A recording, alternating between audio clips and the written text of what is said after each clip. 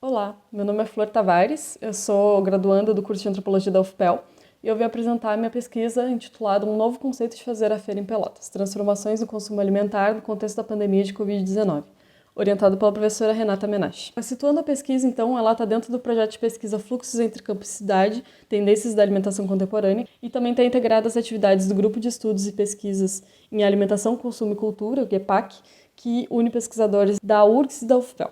Então, a antropologia da alimentação é o estudo das relações sociais e culturais constituídas através dos processos que envolvem a comida. Então, o que quer dizer isso? Os dados que a gente aprende antropologicamente sobre todas as etapas que envolvem o comer, a escolha da comida, a produção, o preparo dela, que perpassam questões culturais, sociais, históricas, então que são dados muito importantes para nós. Lívia Barbosa, então, ela vai dar um exemplo sobre um almoço de família, que é simples, uma coisa parece simples, mas não é tanto assim, né? Independentemente dos aplausos e críticas domésticos a respeito do acerto das minhas escolhas, já envolveram e colidiram com questões relativas à saúde, ao meio ambiente, ao maltrato dos animais, às práticas tradicionais e artesanais, à justiça social envolvida no comércio internacional e ao agrobusiness, entre outras. Menache, então, ela aponta para dois movimentos em relação à alimentação que ocorrem simultaneamente na contemporaneidade, ou seja, tendências da alimentação que elas têm origem na modernidade, nas inovações tecnológicas e geram questões sociais simbólicas, então, que a gente pode observar. A primeira seria uma ansiedade em relação aos alimentos, pela questão dos transgênicos, dos agrotóxicos e dos ingredientes, dos químicos, né? Então, a pessoa sente que não sabe exatamente o que está comendo.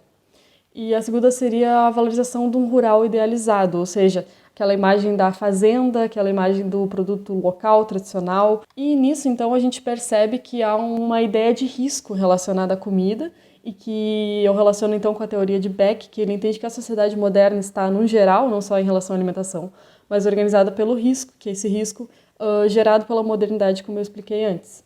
Então, na alimentação isso se aplicaria na tentativa de reduzir os riscos nessa ansiedade. Então, nesse movimento crescem nichos de alimentação dissidentes da alimentação predominante, que seria a alimentação convencional. A Sassatelli, então, ela vai constatar, relacionando com isso, que há em diferentes níveis nesses nichos uma tentativa de restabelecer uma relação direta com os alimentos e demais bens, voltada para conter riscos, da percepção de que o indivíduo não está mais no controle de seu mundo material. E aí, dentro desses nichos, entra um que está em grande crescimento no Brasil, que é o consumo dos orgânicos e dos agroecológicos, né? O Guia Alimentar da População Brasileira, então, lançado pelo Ministério da Saúde, traz a recomendação, inclusive, que sempre que possível adquira alimentos orgânicos de base agroecológica, de preferência diretamente dos produtores. Então, isso está relacionado com a noção de saudabilidade, que é a noção oposta ao risco, e com a questão também do local, do de perto, do conhecido. Nossa metodologia utilizada para essa pesquisa foi primeiramente da revisão bibliográfica, segundo de um mapeamento dos locais físicos e virtuais de venda de produtos agroecológicos e orgânicos, e terceiro, que está em andamento, é um formulário de mapeamento das percepções de habitantes pelotenses consumidores de orgânicos e agroecológicos quanto ao consumo durante a pandemia. A pesquisa, então, ela está em estágio inicial, por isso eu vou apresentar aqui os resultados e as análises iniciais. Então, o que nós temos de resultados e conclusões até agora é que há um evidente crescimento no número de iniciativas ofertando produtos locais, em sua maioria agroecológicos, que a gente pode perceber através das redes sociais. Há também uma ideia positivada de inovação no método de comercialização durante a pandemia, que seria esse delivery, né? Ou também esse contato virtual. Então, há essa questão de confiabilidade do local e do saudável, que é exemplificada, por exemplo, ali num dos perfis que tinha a descrição um novo conceito de fazer a feira em Pelotas.